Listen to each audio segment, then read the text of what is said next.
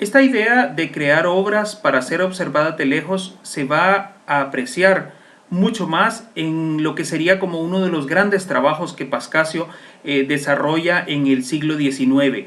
En 1884, la alta curia de la diócesis de San Salvador toma la decisión de crear la segunda catedral de San Salvador. La primera, como ya sabemos, estaba en lo que hoy es la iglesia del Rosario, y por tanto, a partir de 1884 hasta 1902 se desarrollan las labores de construcción de esa segunda catedral de San Salvador, edificada con lámina y madera en lo que sería el costado, uno de los costados de la entonces Plaza Central, frente a esquina opuesta prácticamente del primer Palacio Nacional de San Salvador. Como se puede ver, alrededor de esa plaza se estaban edificando estructuras muy importantes. Se le estaba queriendo quitar relevancia entonces a la llamada Plaza de Armas o Plaza Dueñas, ¿verdad? Que estaba donde hoy es pues la Plaza Libertad. En ese sentido, la Catedral de San Salvador recibe mucha de la obra del último cuarto de siglo que fue desarrollada por Pascasio González Erazo. Uno de los primeros trabajos que hace es asumir la construcción de esa catedral de San Salvador. José Dolores Melara había iniciado el trabajo, pero murió en el transcurso del trazado y de la construcción de la misma, y por tanto la diócesis, el arzobispo, contrata a Pascasio González Erazo para que continúe la labor que había emprendido el también maestro de arquitectura José Dolores Melara. Entonces, en ese sentido, le corresponde a Pascasio concluir lo que es la fachada, las torres, y además desarrollar todo el trabajo interior de la Catedral de San Salvador. Eso implica las pinturas, implica también básicamente el desarrollo de todos los óleos y de todos los lienzos que va a haber al interior de esa Catedral de San Salvador. En este sentido, todo se hace por contrato, ¿verdad? Esa catedral incluso es pintada durante su gestión como constructor y decorador, ¿verdad? Se le da al interior de la catedral, la podemos apreciar en algunas de las imágenes que tengo dentro de mi presentación. Específicamente podemos ver en la foto 5, 6, 7, 8, 9 y 10, podemos ver la evolución de esa catedral. ¿Qué significa esto? Por ejemplo, si vemos la foto número 5, nos vamos a dar cuenta de que es una de las más curiosas porque no posee las estatuas que van a rematar la fachada de la catedral. Esas estatuas, que básicamente son el Salvador del mundo en el centro, Elías y Moisés a los lados, ¿verdad? Pues forman parte de la transfiguración, ¿no? en las escrituras bíblicas. Entonces, Pascasio desarrolla esas esculturas de 1.75 metros de altura y las coloca en esa fachada. Cada una de esas esculturas estaba desarrollada en madera recubierta de yeso blanco y por tanto eran apreciadas desde lo lejos, ¿verdad? Estaban diseñadas para ser apreciadas desde lo lejos. No tenemos una imagen más cercana, ¿verdad? Desgraciadamente creo que nadie tenía un teleobjetivo en aquella época como para poder tener imágenes mucho más definidas de cómo eran esas esculturas talladas y pintadas por Pascasio González Erazo. En este sentido, esas son solamente algunas de las imágenes que va a desarrollar Pascasio para ese templo del catolicismo nacional que desgraciadamente se consumió en aquel incendio del 8 de agosto de 1951. Desgraciadamente no tenemos acceso a toda la obra pictórica y escultórica, además de decoración que dejó Pascasio en ese edificio tan importante.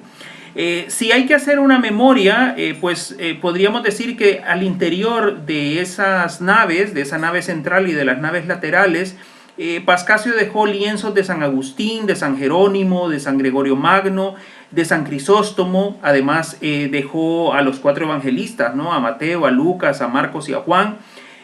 También pintó a razón de 200 pesos por cada uno los 15 elementos del misterio, ¿no? Del misterio.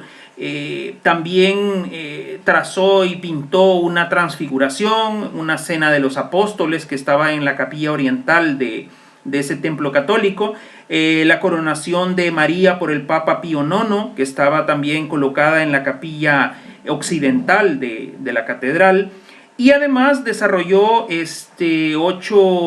8 cuadros al óleo, ¿verdad? 8 cuadros al óleo para decorar los espacios existentes entre los arcos y las ventanas del interior de la Catedral de San Salvador.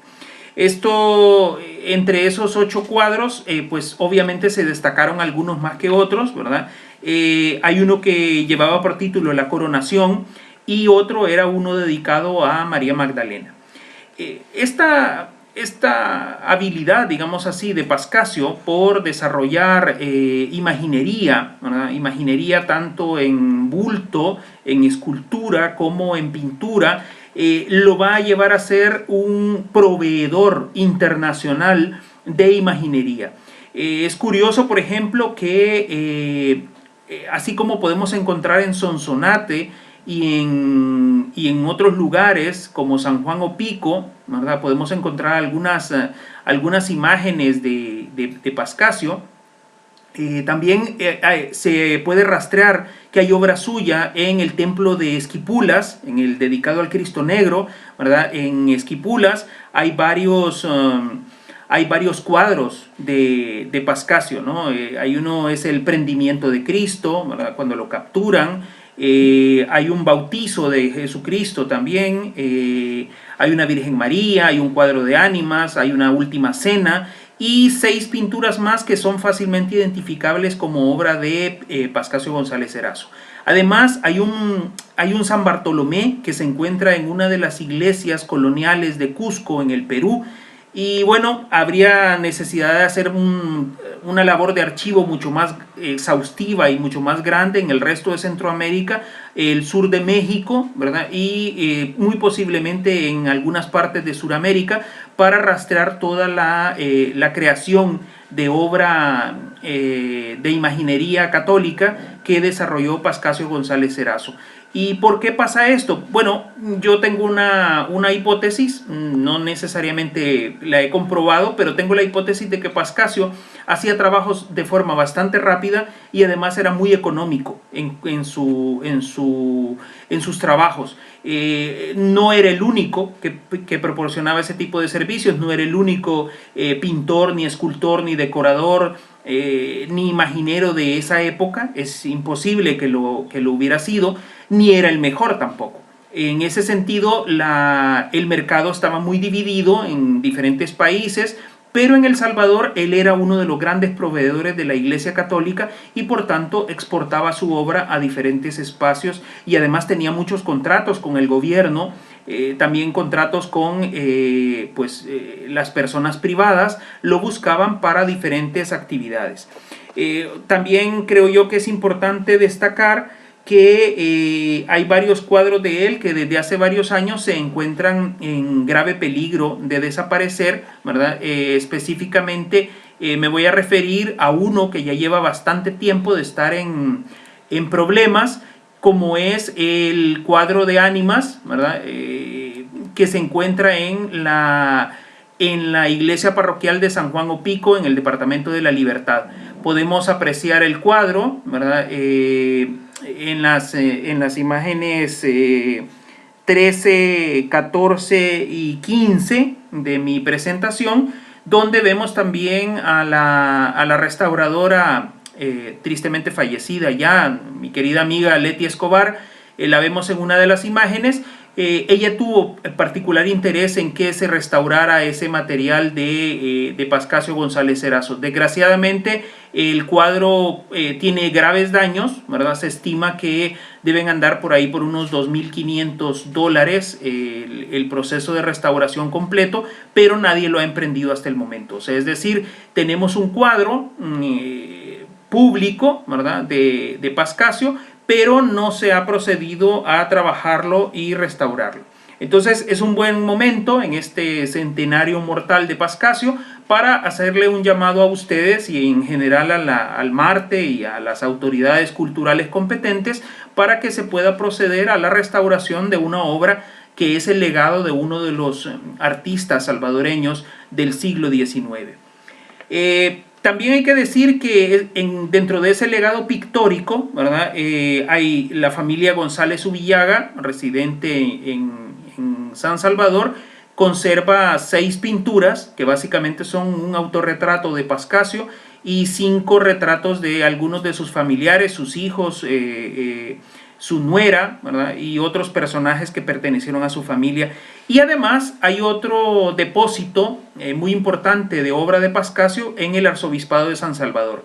3 de los retratos de los obispos de San Salvador, Jorge de Viteri y Ungo, Tomás Pineda y Saldaña y José Luis Cárcamo y Rodríguez, fueron desarrollados por Pascasio.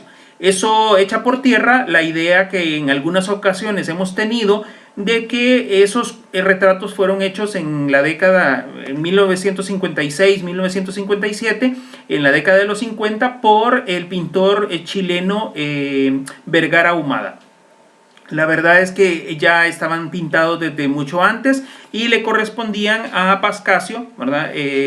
Era el creador de ese tipo de trabajos. Quiero destacar otro aspecto dentro de todo esto que hemos estado platicando, ¿verdad? Pascasio era un personaje que estaría más orientado hacia el trabajo artesanal, ¿verdad? Era un personaje al cual le interesaba mucho la gremialización y el trabajo de los artesanos. En este sentido, él se incorpora, desde que regresa a El Salvador, se incorpora al trabajo de organización y fundación de la más antigua sociedad de artesanos que tuvo Centroamérica, como fue la Sociedad de Artesanos La Concordia, fundada en 1872, un año después del triunfo de la Revolución Liberal que lleva al poder al mariscal de campo Santiago González Portillo. Hay que decir, esa sociedad de artesanos estaba ampliamente vinculada con la masonería también. Varios de sus fundadores eran personas destacadas de la sociedad sansalvadoreña de aquel entonces y de la sociedad salvadoreña en general. Llegaron gentes de San Miguel, de Santa Ana, de Santa Tecla, de diferentes lugares, todos preocupados por darle un conocimiento mayor y una profesionalización a los artesanos nacionales. En este sentido, Pascasio desarrolla mucho trabajo de actividad gremial a favor de los artesanos nacionales y obviamente eso a él le beneficiaba muchísimo porque entonces conocía a trabajadores de la madera, ¿no? A carpinteros, a ebanistas, conocía a personas que podía emplear en su taller para poder desarrollar toda esta gran cantidad de obras que le eran encomendadas como parte de su trabajo. Al mismo tiempo le permitía pues mantener a su familia, ¿no? En abril de 1880 su esposa Juana Zubillaga falleció, quedó viudo, ¿verdad? Él quedó viudo, su esposa falleció a los 48 años de edad y en septiembre, el 4 de septiembre de ese mismo año de 1880, vuelve a casarse, esta vez con una santaneca, María de la Cruz Alfaro, de quien años más tarde Pascasio se va a divorciar por el ámbito civil. En ese sentido, hasta en eso, Pascasio resulta ser un personaje muy interesante porque las leyes del divorcio civil se implantan en El Salvador en la década de 1890. Es decir, es uno de los primeros personajes nacionales registrados con una actividad de divorcio en ese ámbito y que además se ve beneficiado por esa separación, ¿verdad? Es decir, él pasa luego a control absoluto de sus bienes, ¿verdad? Y por tanto es un personaje en ese sentido.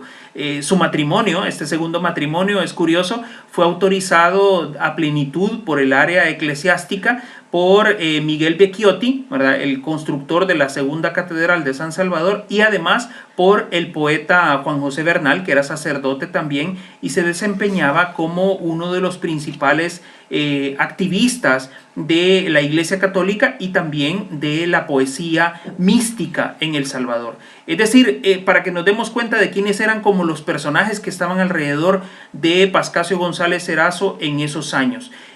Resulta muy curioso, por ejemplo, cómo él entra en contacto directo, ¿verdad?, con la Iglesia Católica como uno de sus grandes clientes. Y esos contratos y esos regímenes de trabajo los va a mantener hasta prácticamente el día de su muerte.